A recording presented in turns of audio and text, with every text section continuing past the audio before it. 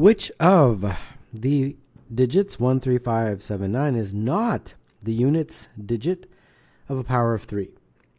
Well, let's discuss this. This is a very common question, common style of question, and I'll explain how to do it. So let's just look at the powers of 3. And what we're looking for is a pattern. And if you can find a pattern, then you know that it just keeps repeating like that. So let's see. 3 to the power of 1 is 3. This is 9. This is 27. This is 81. 243. 729. 2187 and 6561. Okay. I think some of you already see a pattern. So look, it's 3. We're looking at the units digit. Units digit is the last digit. So 3971. 3971. So there you go. It just repeats like that. If you keep going, 3 to the power of 9, 3 to the power of 10, and so on, you'll see that this pattern repeats.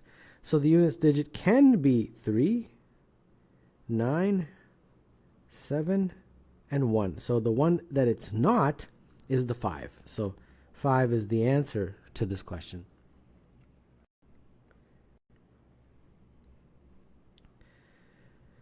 As soon as the new tiger arrived at the zoo, it began to race around its cage, which was in the shape of an isosceles triangle. If two sides of this triangle had lengths of 1002 and 2004, what was the triangle's perimeter? So first we have to figure out what kind of triangle is this in terms of its side lengths. So it's isosceles, so that means two sides are the same. Now let's see if we could have a 1002, 1002, and 2004 scenario. And the answer is no. And the reason is because it fails the triangle inequality, which states that two sides have to be, if you add them, have to be greater than the third side. So if you have a triangle and you have A, B, and C, A plus B has to be greater than C. In this case, A plus B would be equal to C if you were to use these three side lengths, and you can't make a triangle that way. It would just be a straight line. It would be like, here's the one, and then here's another, and here's another one. There's no way you can make a triangle. Okay, so that failed. So then we have to try the only other alternative, which is 2004, 2004, and 1002. And when you do that, that satisfies the triangle inequality, and therefore the perimeter would be 1002 plus 2004 plus 2004, and I believe that is 5010.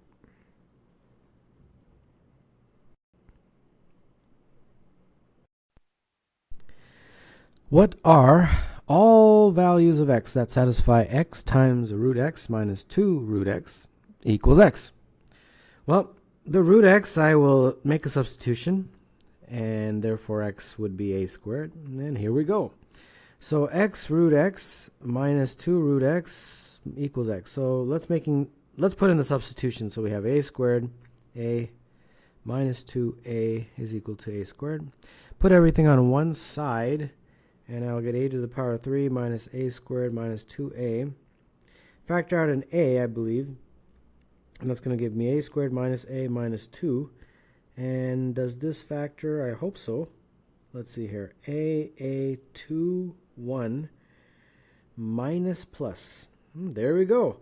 So the a is either 0, 2, or negative 1. Okay, so what are we asking? What are all the values of x? Aha, okay. So I just calculated a, so I can't, I got to be careful that I actually go back and answer what it is that they've asked. So if a is 0, x would be 0. If a is 2, x would be 4. And if a is negative 1, x would be 1. Correct? Let me see if I did this right here.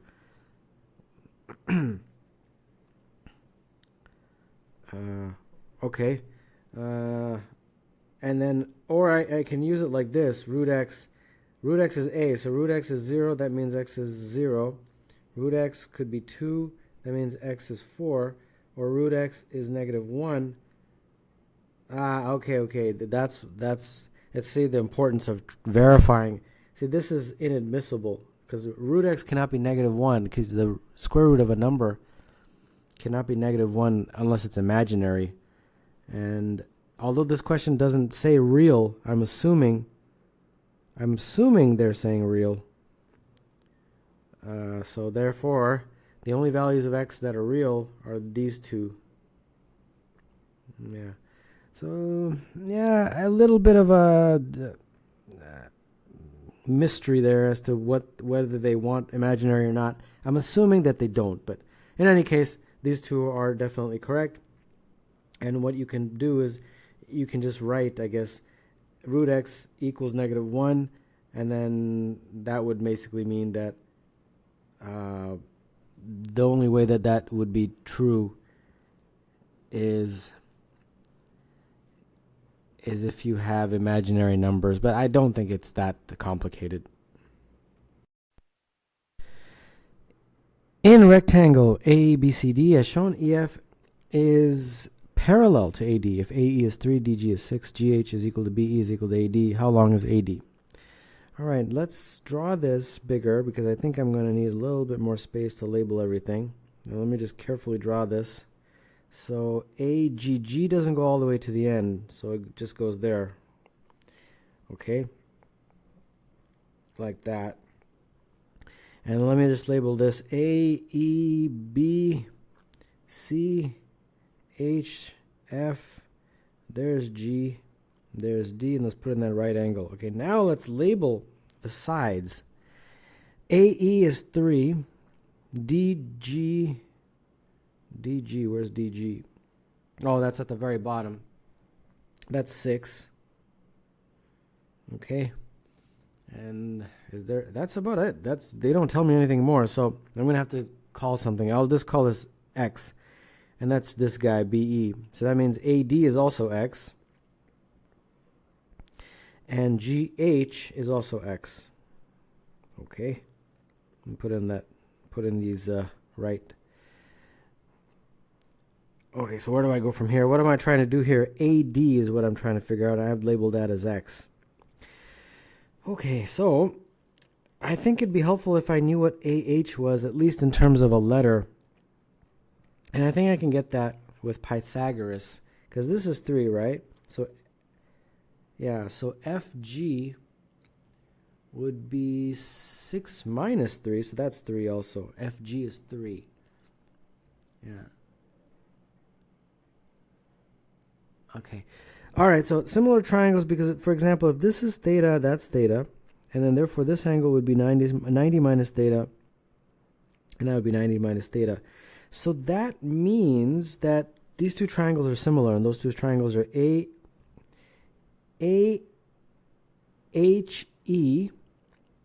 is similar to HFG.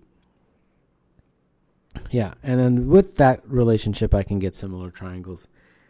So we got AH over AE, and that would be the equivalent of the hypotenuse of the other one, which would be HG over AE was the 90 minus theta 90 side, so that would be 90 minus theta 90 would be FG for the other triangle.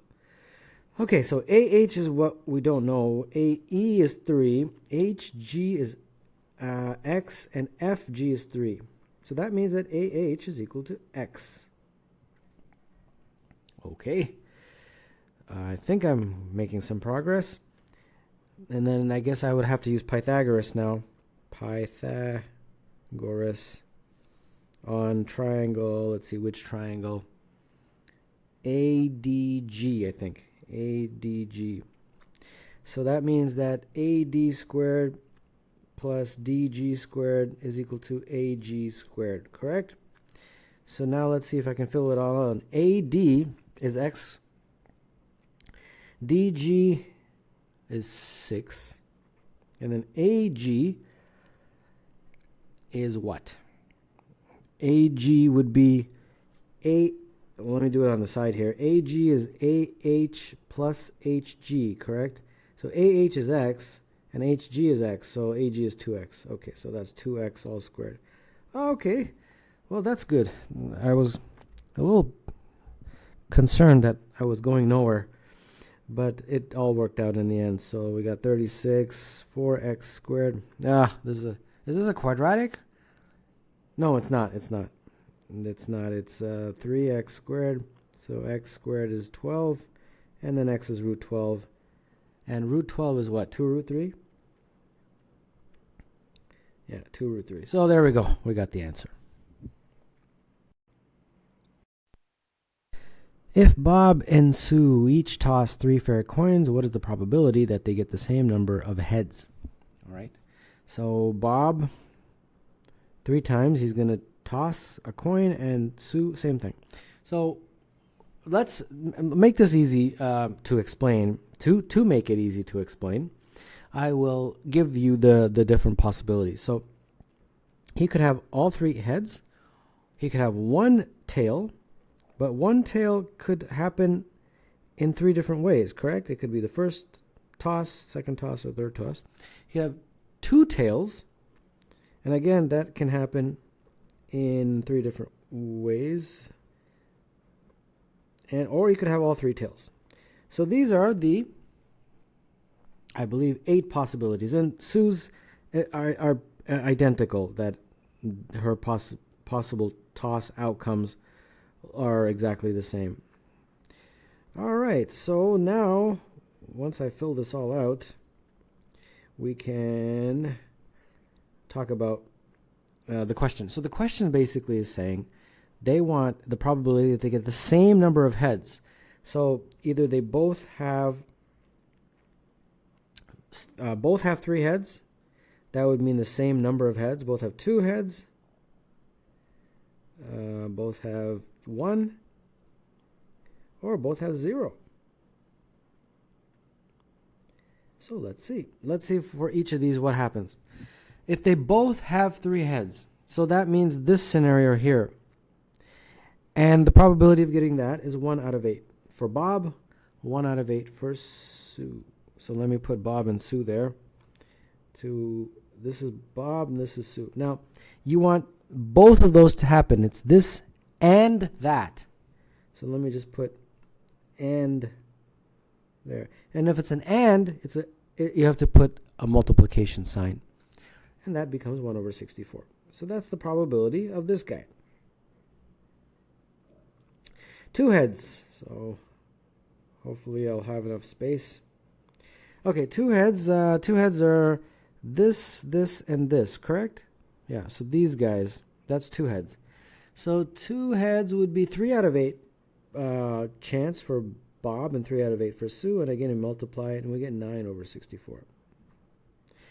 And then 1 head is these guys. And that is also similar. That it's 3 out of 8 times 3 out of 8. And that's 9 over 64. And then finally, 0 heads is this scenario where it's all tails. And that's 1 over 8 times 1 over 8. And that is 1 over 64. Now, to get the total probability, because it's this, or that, or that, or that. And when there's ors, you have to add them. So it would be 1 over 64 plus, I meant to write or there, the 9 over 64, or the 9 over 64, or the 1 over 64. And when you added this all up, it becomes 20 over 64. And 20 over 64 reduces to 5 over 16. And 5 over 16 is the answer to this question. For what ordered triple of integers ABC is x equal to 3 over the cube root of 7 minus 2, a solution of x to the power of 3 plus ax squared plus bx plus c is equal to 0. Interesting. All right, so I guess they don't give us much information here. They only give us this guy, 7 cube root minus 2. So I think the first thing to do, I kind of initially thought of vietas, but the problem with vietas is that you need, in this case, because it's a cubic, there would be 3 roots, and they've only given me 1 root, so I wouldn't be able to really use vietas unless I had all 3 roots.